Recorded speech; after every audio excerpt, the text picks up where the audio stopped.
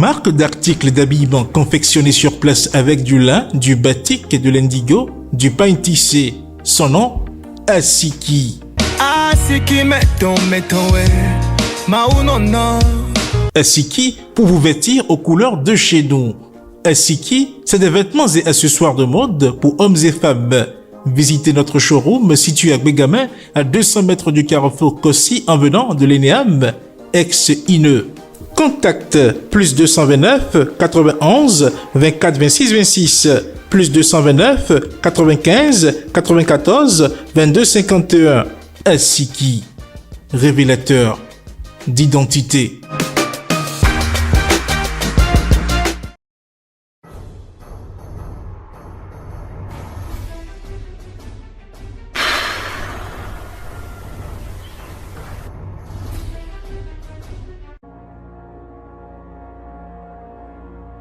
À tous et à toutes, bonjour et bienvenue dans votre émission Tour d'Horizon. Nous démarrons tout de suite avec votre rubrique La Revue des Titres avec Charles Alban Daoui. Fidèle internaute de Guérite TV Monde, bonjour. La revue des titres de ce 31 octobre 2023, dernier jour du mois d'octobre 2023, démarre avec le quotidien Maison La Guérite. Suscitation de la candidature d'Olivier Bocco pour la présidentielle de 2026. TOB lance l'appel de confiance de l'Atlantique samedi prochain. Une 4e session ordinaire du conseil municipal de Porto Novo. Plus de 6,5 milliards de budget primitif pour 2024. Le FIP change de nom et de mois d'organisation. CQM, session d'octobre 2023. Luc Setondiatropo lance les épreuves à Cotonou. Daibi Info, ouverture de la session budgétaire de l'Assemblée nationale. Les députés renouent avec le chemin du Parlement ce jour. Matin libre. Programme élargi de vaccination. Pourquoi inclure le vaccin contre la rage? Le coopérant, grande annonce du maire Yankoting à l'ouverture de la 4e session ordinaire. Le FIP rebaptisé FIAP et se déroulera désormais dans le mois d'août après l'édition 2024. Gabon, les marabouts et féticheurs sommés de quitter le pays dans 6 mois. Une décision qui suscite de sérieuses inquiétudes dans le rang des étrangers. Bénin, un nouveau DG à la tête du port autonome de Cotonou. La boussole. Pour conflit entre l'imam et le comité de gestion, la mosquée centrale de Kadiaoum fermée depuis vendredi. Démissionné dans un climat hostile au travail, Sidonie Rondonogbo remplacée par Eudoxie Dakpe. Dabarou, après avoir fait l'option du hasard dans le développement des communes, la réforme du secteur de la décentralisation en panne. Les conséquences néfastes d'un forcing. Le matinal, dispersion d'une manifestation du parti Les Démocrates à Djidja. Le préfet du Zou donne les raisons. Une procédure engagée contre le 2e adjoint au maire. Et puis Kara Djougou. Pas de fermeture de frontières avec le Togo. Le grand jury, pour abus de fonction et détournement de 26 millions de francs CFA, une responsable de la SB2E devant la criette. Retour maintenant au quotidien Maison. Lauréat du prix du mérite et d'excellence à Kigali, Chidimen plaide pour la reconnaissance du Bénin. Fin des journées portes ouvertes à la Cour suprême, les services mieux connus du public. Mairie de Tukuntuna, quelle chance pour la nouvelle secrétaire exécutive. Et pour finir, opinion de Edmond Agnindé. La compromission. Fidèle internaute de Guérite TV Monde, ce sera tout pour la revue des titres de ce dernier jour du mois d'octobre 2023. À jeudi. Nous passons à présent à l'invité du 31 octobre 2023.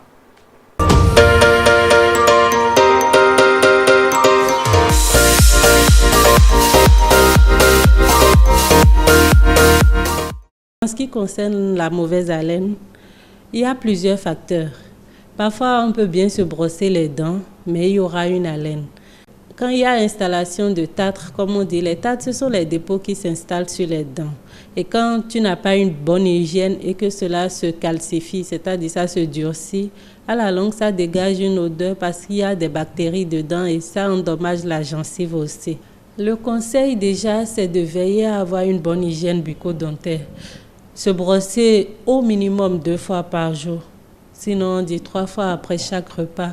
Surtout le brossage du soir, c'est impératif, surtout pour nos petits-enfants aussi. Et ce qui est conseillé au moins, c'est de voir son dentiste 1 fois par an. Le forum de discussion de ce matin, c'est tout juste après cette virgule.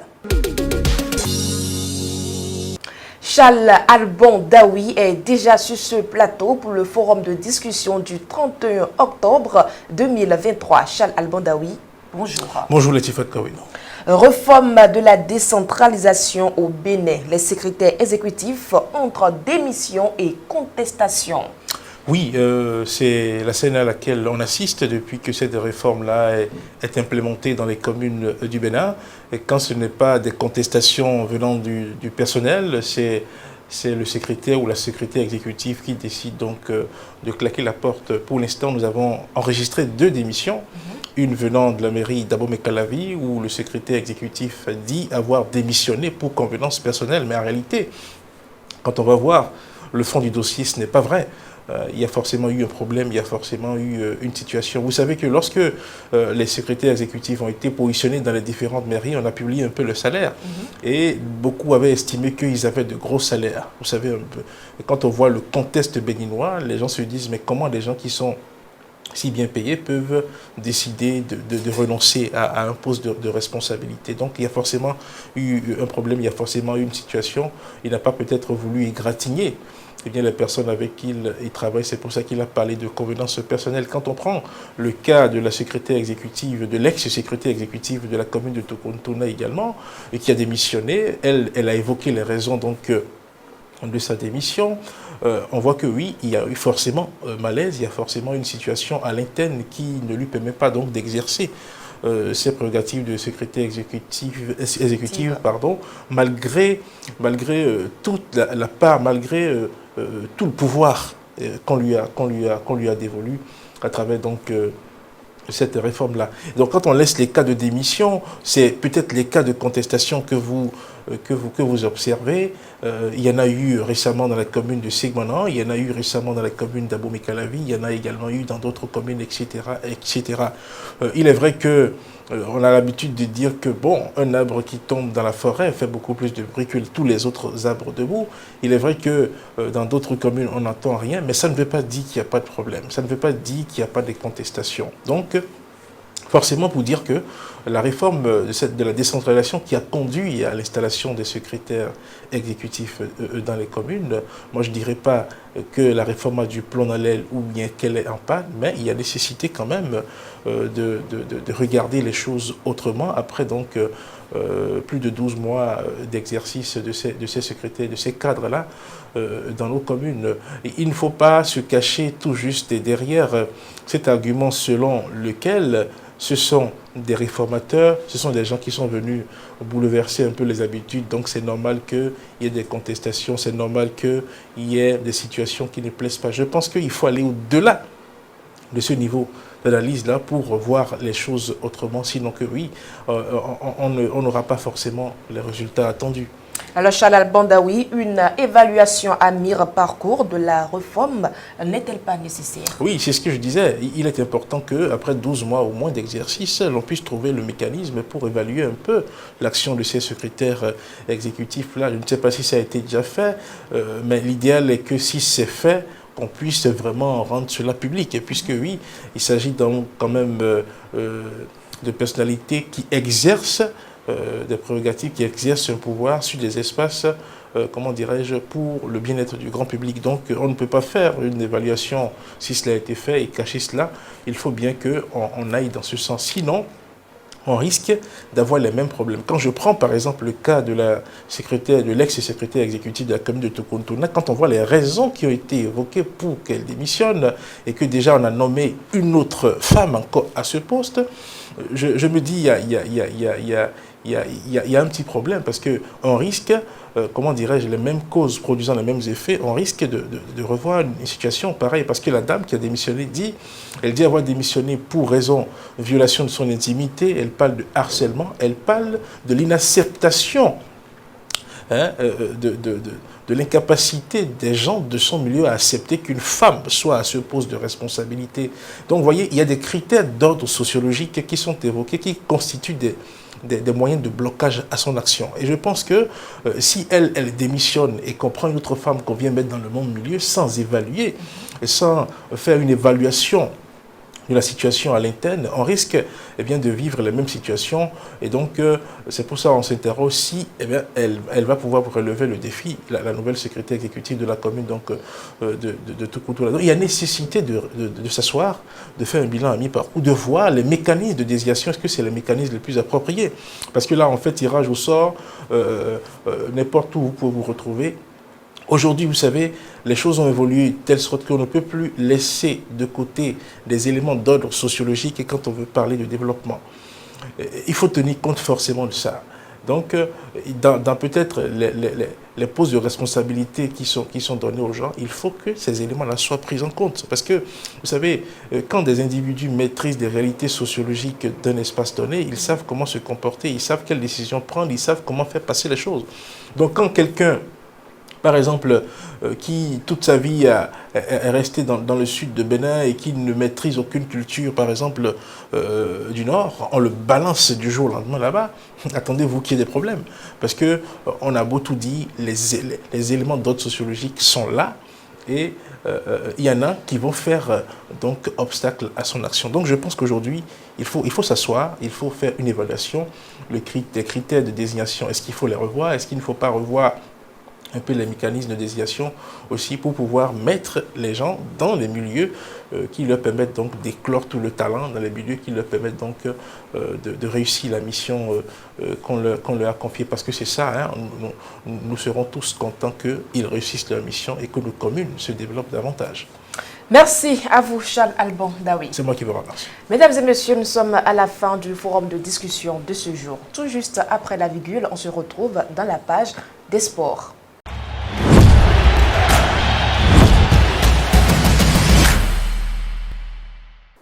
Du 23 au 26 novembre prochain, Lomé, la capitale du Togo, va accueillir la phase qualificative de la deuxième édition du championnat africain de football scolaire de la CAF Zone B. Cet événement sportif se tiendra au stade municipal de Lomé et vise à promouvoir le football à un niveau scolaire en Afrique.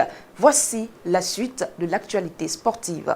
Le combat mémorable entre Francis Ngannou et Tyson Fury qui s'est déroulé le 28 octobre à Riyad en Arabie Saoudite a secoué le monde sportif.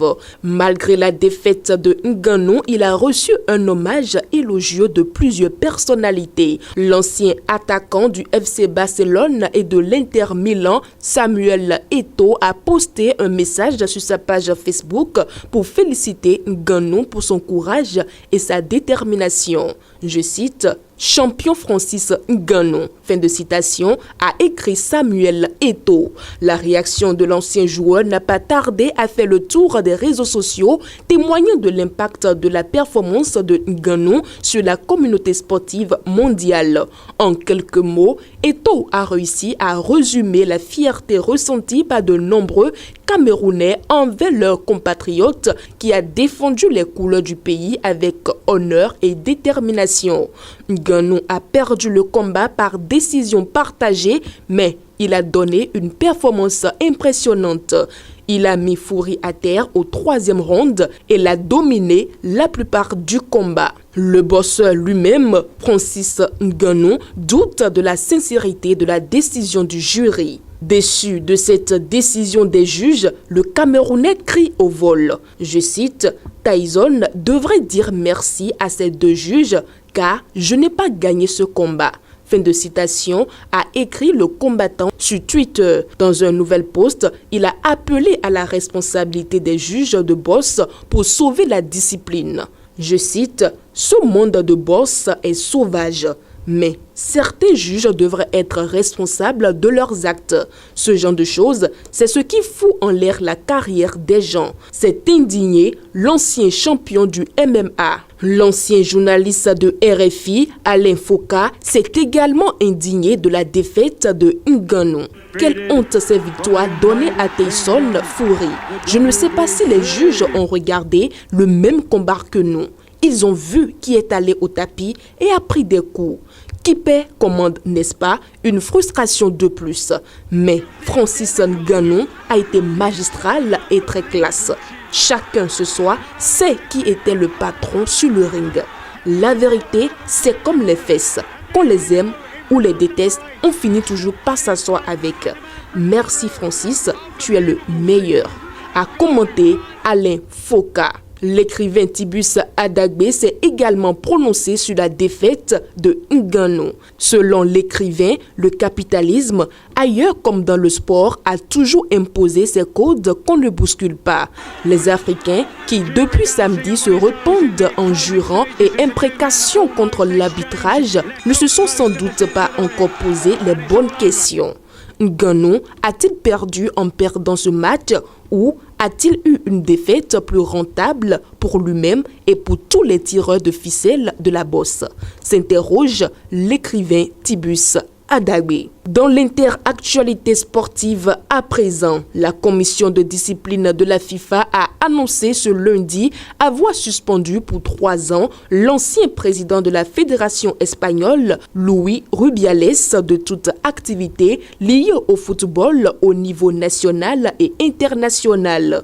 Dans un communiqué, l'instance explique que le dirigeant, coupable d'un baiser forcé à la joueuse espagnole Jennifer Hermoso le 20 août dernier, après la finale de la Coupe du Monde féminine, avait agi en violation de l'article 13 du Code de discipline de la FIFA relatif au comportement offensant et violation des principes du fair play. Rubiales, qui avait été provisoirement suspendu pour une période initiale de 90 jours, dispose d'un délai de 10 jours pour demander une décision motivée qui, si elle est demandée, sera ensuite publiée sur legal.fifa.com. A précisé la FIFA, la décision reste sujette à un éventuel appel devant la commission d'appel de l'instance. Mesdames et messieurs, s'il n'y a personne pour vous tendre la main, mettez votre main dans votre poche et continuez d'avancer. Ainsi prend fin ce dernier numéro du mois d'octobre de votre émission Tour d'Horizon.